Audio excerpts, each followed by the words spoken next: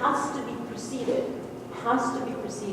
by domestic policy regulations, because otherwise governments are not going to have the political space to agree at an international level to something that they can't back up domestically. And that curve, and we still have policies. You take a look at the policies, that in the countries that you operate in, I would bet that 95, 98% of those policies are not climate friendly. In fact, they're carbon intensive. So we're very far from where we need to be on the policy curve. And I would say to you, before we can get to that policy curve, we need to have a business push curve that pushes us in that direction. So, yes, we know who the turtle is in this, but if we remember the story of the turtle and the hare, okay, so we know who the turtle is. I am hoping that you are taking up the challenge and you're going to be the rabbits in the story.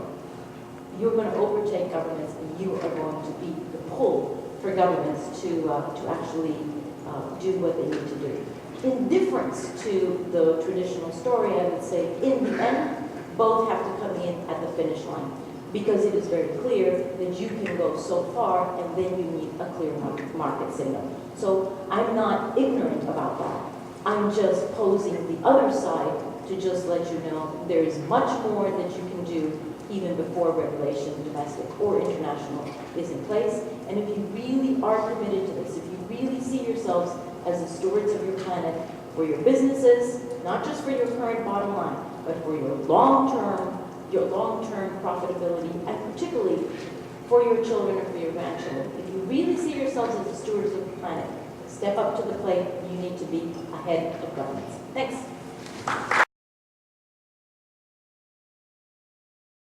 My country to be hosting this meeting of the United Nations Climate Change Conference, COP16. Quite literally, the eyes of the world are on Cancun, and the future of billions of people will be affected by what is happening here today, or what is not happening here today. It's also quite an honor to join Jorn and Yankee in welcoming you to the World Business Council for Sustainable Development's Global Business Day. That sustainability is a fundamental and urgent requirement for planetary survival. That our competitiveness in a globalized economy requires a robust, ambitious, and equitable global climate change framework. And that only such a framework will give us the best visibility needed to finance the scale of low-carbon technologies that are required to put the global economy on a sustainable path. And we are all in this together: government, industry, and civil society. And I believe the key to success is collaboration, as difficult as it is sometimes. In this spirit, I want to recognize the efforts of President Calderon and the Mexican government to engage the private sector actively in the climate change negotiations. This is a model that I hope will be built upon in other countries and in future negotiations, to bring a new transparency to the discussion of climate change by understanding and publicizing the carbon footprint of the products we produce and the processes we manage. None of these efforts run counter to the work of the negotiators. Indeed, I believe that the more we do as businesses, the better the chance that our governments will quickly follow. All these issues are more on our Building Bridges agenda here today. We need to have an honest discussion of the obstacles we face, as well as the practical solutions that will allow us to accelerate the pace at which we can move into a lower carbon world. And we need to be specific as possible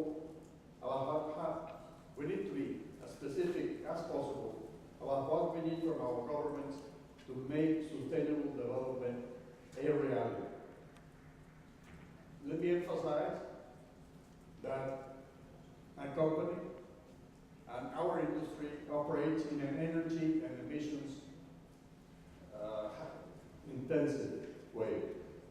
Moreover, since concrete is intrinsically related to building the homes and infrastructure needed by a growing urban population, we expect annual concrete consumption, for example, to more than double by the year 2050.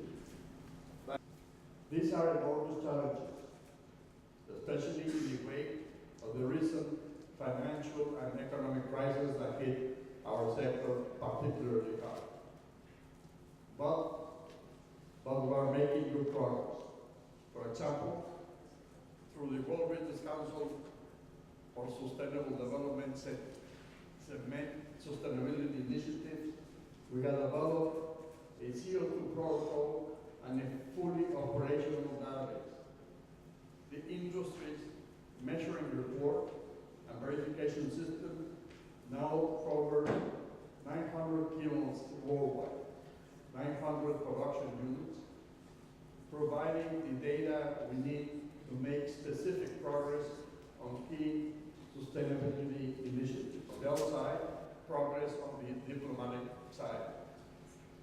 The recent success in negotiating the Nagoya Biodiversity Protocol demonstrated that government negotiators have the capacity as well as the will to craft a complex global agreement. That should be a great inspiration for the work that's going on here in Cancun.